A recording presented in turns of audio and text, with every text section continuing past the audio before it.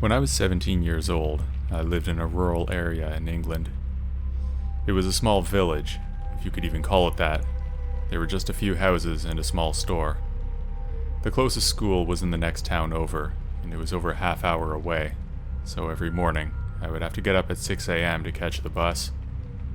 It wasn't all bad though, because there were two other kids my age who lived there, Connor and Courtney. Courtney was a year below me, and Connor was in my class. We took the bus together every morning, and over the weekends and holidays, we would hang out at each other's houses and loiter around the shop. At the time, I had a cat I had gotten for my 15th birthday. His name was King, because he looked like a king. He was a huge white cat with green eyes and an attitude. I loved that cat very much, so when he went missing, it really messed me up. I spent weeks crying my eyes out, waiting for him to come home, but he never did. Soon I started to hear that a lot of the neighbors' cats had been disappearing as well. None of them had been found on the roads, so people assumed that a fox had gotten them. It was the weekend, and me, Connor, and Courtney had become bored of hanging around at Courtney's house, so we decided to go exploring. That meant that we would walk around on one of the back roads until we got completely lost, and then we would try to find our way back. That was a silly game that we would play sometimes, but it was fun. We were going up a back road where we had never been before. We eventually came across a path leading off the road. It was unkempt and looked like no one had used it for years. We went down the path excited to see where it led, and we got even more excited when we found an old rundown house at the end. The door was open and barely standing. Connor carefully moved it aside, and we went in. The place had a putrid smell, and I'm pretty sure it retched a little. Everything was filthy and falling apart. Just being there gave me a weird, sick feeling in my stomach. Something didn't feel right. Courtney must have felt it too, because she immediately began to complain that we should leave. I would have left if I hadn't been trying to impress Connor, who at the time I had a huge crush on. So instead of agreeing with her, Connor and I called her a wuss and teased her until she agreed to come with us through the rest of the house. We went through what looked to be the living room. It was covered with dirt and piles of trash. The smell got worse as we made it to the bottom of the stairs. Courtney made it clear that she didn't want to go up there, but when we told her to wait for us at the bottom, she made it clear that she didn't want to do that either, so we all went up together. Courtney was clinging to my arm, and I was clinging to Connor's, who went up first. At the top of the stairs, there was a corridor with 3 rooms. It was just as filthy as downstairs, and the smell was even worse. We went into the first room, Connor first, and when he stepped in, he froze. I looked over his shoulder and nearly puked. The room was full of decomposing bodies of what looked to be cats, all piled up against the wall. The stench was horrendous. I heard Connor whisper, "Oh crap," under his breath. I guess Courtney, who was outside the room, heard too, because she loudly began asking what it was. Before I could tell her to shut up, from the corner of the room, something came flying through the air. It hit Connor right in the chest and then fell to the floor. It was a decaying cat corpse, and it was followed by a deranged scream saying, "Get out." Then from the same corner stumbled a filthy old man. He staggered towards us. We immediately got out of there. We ran until we couldn't run anymore. Luckily we remembered our way back, but it took us at least 30 minutes to get home. I cried and repeatedly asked Connor if he thought my cat was in there. He just kept saying that he didn't know, and asked me if the man followed us. We finally made it back to Courtney's house. We quickly explained what happened, and Courtney's mom called my mom, Connor's mother, then the police, who came by a couple hours later and took statements. Connor told me that they came back a few days later and said the cats were there, but there was no sign of the man. When I was visiting my mother earlier this month, my boyfriend and I went to check out the house, but it had been knocked down. I have no idea what that man was doing there that day, or if he killed all those cats, but I have a feeling that my cat was somewhere within those corpses, and it still makes me feel sick to this day. There are some messed up people out there.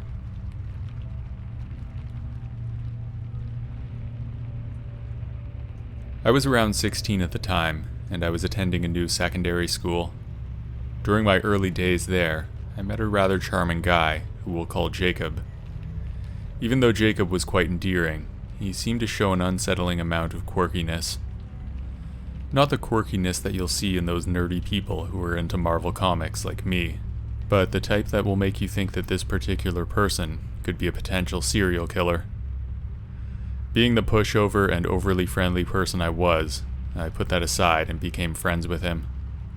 One Saturday afternoon, Jacob invited me over to his place. I didn't have anything else to do, so I accepted the invitation. Around 20 minutes later, he picked me up and took me there, since he was able to drive. When we arrived at his house, I took a look at the property. It was out in the bush, a big property with a main house where his parents and sister lived, then a granny flat about 10 meters from the main house where Jacob lived by himself. I checked my phone for the time. It was around 5 in the evening. It was then that I noticed that I had no cell reception. That was strange because Telstra, the phone company I'm with, is very good with their reception, and normally I can get decent signals even when I'm out in the bush. I felt like I was in a classic horror movie scenario, but I pushed that thought out of my mind.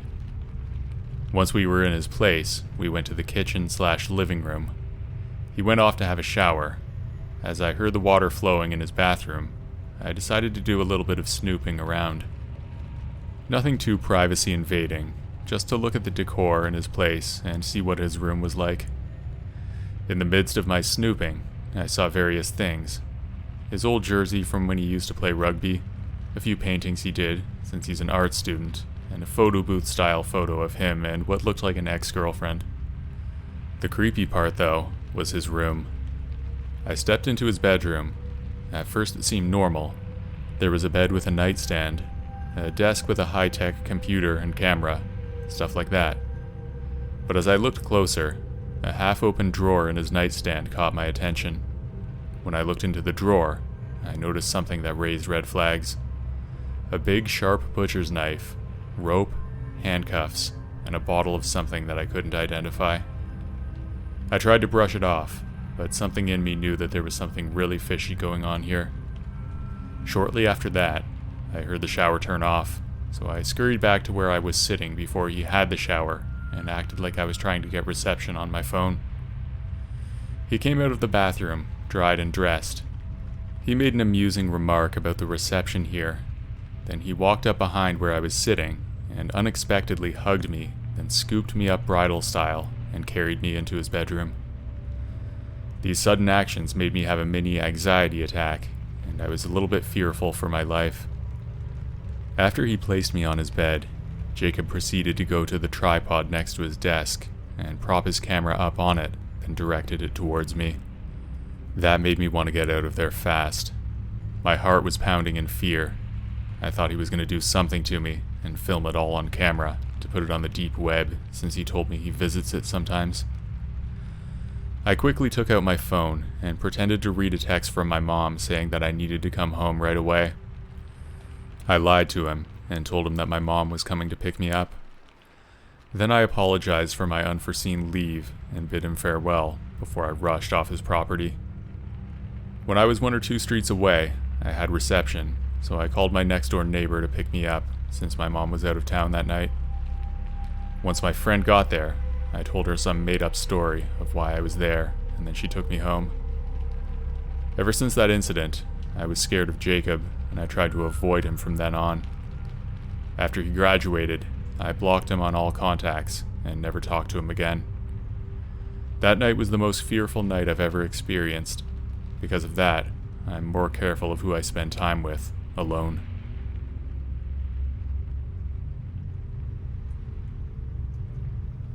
When I was 16 years old, I played in a band with some friends from school. Our drummer Randy's family lived at the top of a mountain about 10 miles from our town. We practiced in a small building on their property to avoid noise complaints, which we would surely have gotten in town. The mountain was a labyrinth of unpaved roads, with a few houses separated from each other by stretches of dense forest. I had met a few of Randy's neighbors, and they seemed mostly like normal people who just wanted to live closer to nature. However, Randy's stepdad, Jack, a 6'5" tattooed ex-biker, warned us that he had heard stories of people moving there to hide their drug operations in the woods. Around this time, I had started dating a new girl, but because of her strict family, we'd only been able to see each other at school. However, it turned out that she had a friend who lived on the same mountain as Randy.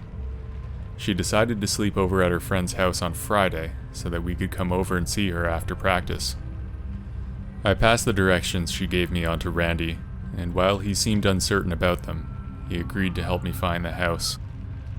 After our rehearsal was finished that Friday, Randy and I got into my car and started trying to follow my girlfriend's directions.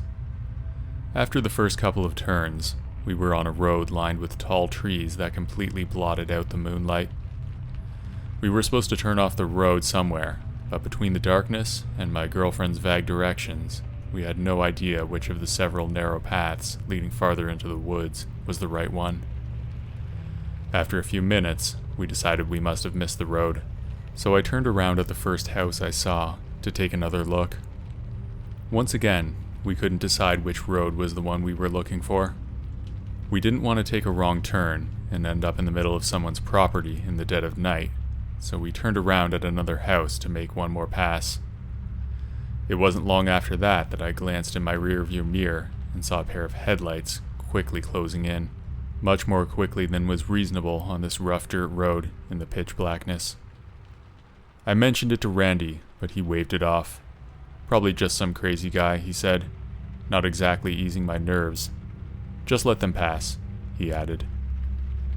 I slowed to a crawl and pulled as close to the side of the road as I safely could, waiting on the car to pass. Instead of going around, though, it got right on my bumper. At this point, we were starting to panic, and I was becoming convinced that we had somehow pissed off one of the drug dealers Jack had warned us about. I sped up, and the car kept pace. When I accelerated even more, they finally passed, but rather than continuing on, the driver performed a perfect bootleg turn, sliding to a stop a few yards ahead, now facing my car, with their high beams on. Needless to say, Randy and I were losing it, screaming random obscenities for a few seconds before either of us was able to think straight. Summoning a driving skill I didn't know I had, I threw the car into reverse and floored it. I somehow managed to get turned around in the direction of Randy's house without ending up in a ditch. I think I took the other driver by surprise, because we had a pretty good head start before he took off in pursuit. At the speed we were going, it only took a couple minutes to get back to Randy's house, but the other car tailed us the whole way. We whipped into the driveway, almost jumping out of my car before it stopped. The other vehicle, which I could now see was a police car with the lights and markings removed, slid to a stop behind us, blocking us in. Randy and I sprinted for the front door, and did the only thing we could think to do in our panicked state. We yelled for Jack to come out and save us. Jack, who was sitting in his recliner, watching TV, wearing only a pair of shorts, calmly got up and walked out to the front porch. As he did so, a chubby old man, probably in his late 50s, climbed out of the other car, but immediately stopped behind his open door when he saw the big, half-naked biker dude who was now standing between him and us. It only took a few questions from Jack, who was actually a nice guy, before our pursuer was reduced to a stammering, nervous mess. It turns out that, unknown to me, both times I had turned around, it had been on his driveway. After seeing my headlights for the second time, he decided to chase us down, assuming we were up to something illegal. After explaining himself, he angrily informed us that he was a retired state trooper, and that he had radioed the police to come and arrest us for trespassing. He then jumped back into his car and took off. Unsurprisingly, no police ever arrived, and we ended up laughing the whole thing off as a random encounter with a crazy, but harmless old man. Still, it was enough to scare me, and I never ventured too far from Randy's house on that mountain again.